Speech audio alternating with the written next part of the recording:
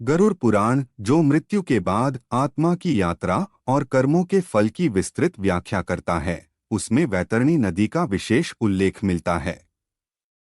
यह नदी मृत्यु के बाद आत्मा की पहली बड़ी परीक्षा है। वैतरणी नदी की यात्रा को प्रतीकात्मक और आध्यात्मिक दृष्टि से समझा जाता है।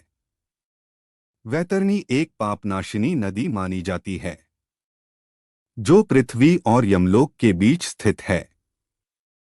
इसका जल अत्यंत भयंकर, गर्म और मांस, रक्त, मल आदि से भरा हुआ बताया गया है। यह नदी आत्मा को यमलोक पहुंचने से पहले पार करनी होती है।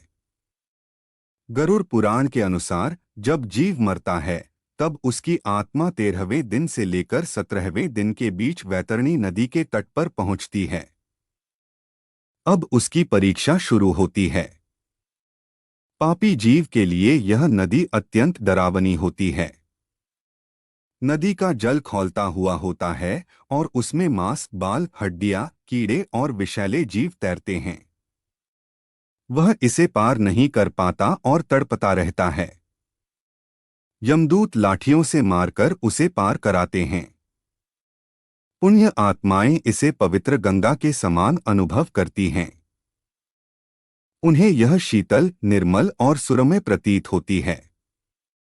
वे बिना कष्ट के इसे पार कर लेते हैं। गरुड़ पुराण कहता है कि जिसने जीवन में गौदान, गाय का दान किया होता है, वह गाय वैतरणी पार कराने आती है। गाय की पूंछ पकड़कर पुण्य आत्मा नदी पार कर जाती है। गरुड़ पुराण में वर्णित मंत्र वैतरणी पार के लिए।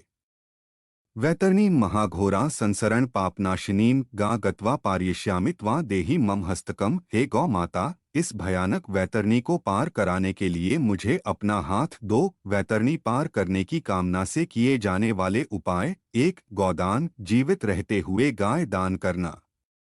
2. वैतरणी व्रत, विशेष दिनों में व्रत रखना। 3.